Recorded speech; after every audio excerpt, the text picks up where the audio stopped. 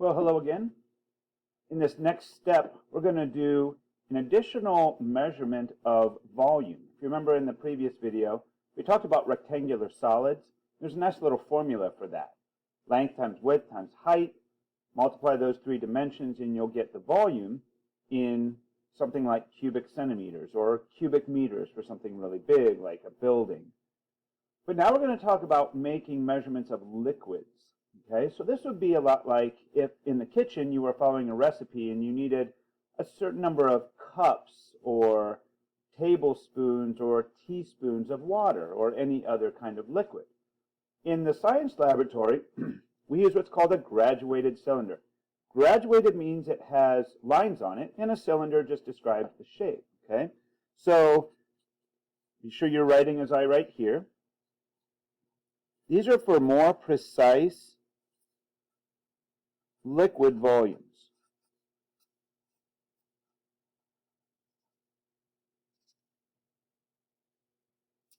There's two really important steps as you're doing this. I'm going to demonstrate those, and then I'm going to show you some examples of how we make a proper reading with a graduated cylinder. Okay? So, again, two important points. And this isn't a hard thing, but there's a couple of things that are different about these than maybe a typical measurement with a ruler that we would have done before. One is you need to determine the value of each line first. This is before you even use the instrument to measure something. You look at the instrument and you figure out, well, what is each line worth? So let me show you. I'm going to zoom in here a little bit on a couple of different graduated cylinders I have in my room. So here's one. You kind of see the whole thing. Here, let me hold this up a little bit. That's what it looks like. I'm kind of standing it up. It's got a little base like that, and it just sits down. Now let me tip it sideways for you.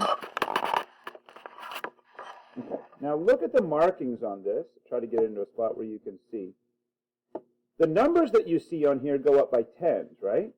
But look at the small spaces in between them. Kind of like we break up the numbers on a ruler. You have to figure out, based on how many lines are in between here, how much higher is each line than the one before it. So here between 50 and 60, we've broken that up into, and it'll either be 2, 5, or 10. So always be the number, 2, 5, or 10. How many spaces do you count? So in this one, if you count, there are actually 10 spaces between 40 and 50, or between 50 and 60. And so each of those lines is valued at 1 milliliter. So the units that we use are called milliliters on a graduated cylinder. Okay? And you'll see me write the abbreviation for that. So on this is a pretty big one. This can hold up to 100 milliliters of a liquid. You see the unit there is kind of hard to read, ml. And this one also, it's a little short, a little stubby. Again, let me kind of zoom out so you can see the whole thing. You see that there? But look at the graduations on this one. Get the glare off of there. It's a little bit different. So now between, if we can focus, between 40 and 50, you see how there's only 5 spaces? I said it's going to be either 2, 5, or 10. So that means those lines are not valued at 1. They're valued at 2 milliliters. So if you just count, this is what I recommend students do. Just put your finger right on this long line. That's where 50 is. And then count by something. If you were to count by ones, you'd see it doesn't work. You can go 50, 51, 52, 53, 54, 55. Well, no, that says it's supposed to be 60. So we need to count by twos. 2, 4, 6, 8, 10. So 52, 54, 56, 58, and then 60. So each of these lines is valued at 2 milliliters. And then we've got a really tiny cylinder. Again, I'll zoom out so you can see the whole thing. And these are typically glass. I do have some plastic ones. But now let's look at how this is graduated. And graduated means broken into smaller segments. Now each of these numbers, see, goes up by 1, 3, 4, 5, 6, 7, and so on. And they are broken down into 10 parts. Okay? So between 6 and 7, if you go and you say 6 to 7 is broken into 10 parts, that makes each of those worth 1/10. Okay? So we use decimals, of course, for this, and so we will call it 0.1 milliliters for each of those. So just to give you a little something to go on here, you're only going to have on any graduated cylinder that we'll use in this class, or probably ever in your life, each line will be valued at either 0.1, that would be like the last one that I showed you, 0.2 occasionally, 0.5, or 1, 2, and there might be one somewhere where there's 5 milliliters. Okay, so each line, as you count, you're going to be counting by one of those numbers. All right? Okay, so that's the first thing you do, and I'll practice that here in a second. The other thing you need to know, this is number 2, is to read at the bottom of the curved, here's a new word you probably haven't heard before. That's pronounced meniscus. Again, I'll show you a picture of this. You'll see it for yourself when we get to the lab. The bottom of the curved meniscus. Okay? So let me show you a picture of what a meniscus looks like, so you can kind of know what to expect. Let me change my screen here. All right, so here's a picture of, like a close-up of what water will do when you put it into a thin glass container like a graduated cylinder. Now this is only water and glass, and water has an interesting property in that it kind of is, well, it's very attracted to glass. It sticks pretty well to glass. If you ever notice you pour water out of a glass, there's always a little bit left behind.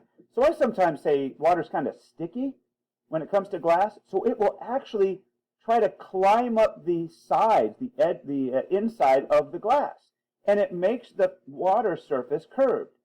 So you run into a problem when you're trying to read a reading on a graduated cylinder if you've got a curve. And so what scientists have done, and the manufacturers of the cylinders have measured it so that you always read at the bottom of the meniscus. Okay, so like you see here, you've got to get yourself down at eye level. So this is usually bending your knees so that your eye is at the same level of the water surface, and then you'll be able to see the curve, and you look at whichever line it's closest to, and you make your reading there. So on this picture here, notice between 30 and 40, there are 10 of those spaces.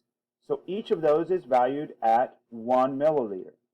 And this one is right in between what I'd say is the 36 or the 37. And so you would make, in my class, I'm okay with you saying either 36 or 37. Okay, notice the top of the meniscus is way up at like 39, but we would not read at the top of the meniscus. All right? Let's look at a couple more. So, let's see. Yeah, now we can see it. So on these 3 cylinders that you're looking at here, on the first one, again, we want to make sure that we look at the value of each of the lines. So between 2 and 3, there's 10 spaces, which makes each of those 1/10 or 0.1 milliliters. And you see the bottom, move my mouse over here, the bottom is right in between the 6th line and the 7th line. And again, those are tenths. So I would say either 2.6 or 2.7 milliliters. On this one over here, you see between 40 and 50, now we have 10 lines there. So each of those is valued at 1 milliliter. And because the bottom of the surface is just here below the middle line, that line there would be 45, I would say I would value that at 45. Okay? I could also understand if somebody said 44, but I think this one is much better described as 45 milliliters. And then the one over here, between 30 and 40, there are only 5 spaces. That values them at 2. This is very similar to that one of the ones that I showed you a picture of from my laboratory. So each of those is valued at 2. And so when we count from 30, 32, 34, 36, 38, that's sitting right at 38 at the bottom of the curve. And so I'd say cylinder C is reading 38 milliliters. Okay? Here's a couple pictures of actual, they look more like shadows. This is a picture of a graduated cylinder, like one of the real skinny ones. So between here and here, there are 10 lines.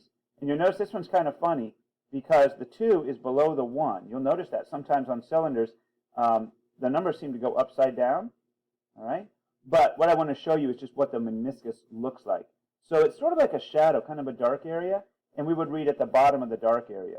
Here's another one over here.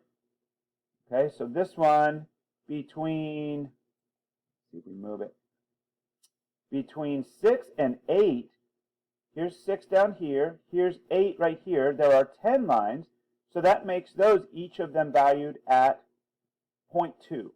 0.2, okay? So what you can't see here, right in the middle of this shadow is like your 7. That would be your 7. It'd be a little easier for most people if you could see that. But right here where this pink line is drawn, that would be the bottom of the meniscus. So I would say this reading is, if this is 6 down here, where that long line is, 6.2, 6.4, 6.6 would be the measurement that I would call this. 6.6 milliliters, all right? So you'll get a little practice here with some pictures, but you also get some real practice in the lab once we're in school, and we can look at some real ones, okay? All right, so you got these 2 things down in your notes just to look out for what the lines are valued at and how to read the meniscus. It's kind of hard to draw much more in your notes, so that's why I did those demonstrations. If you need to watch over those again, you could even draw a little picture of a meniscus in your notes, and then you'll be ready to go, okay?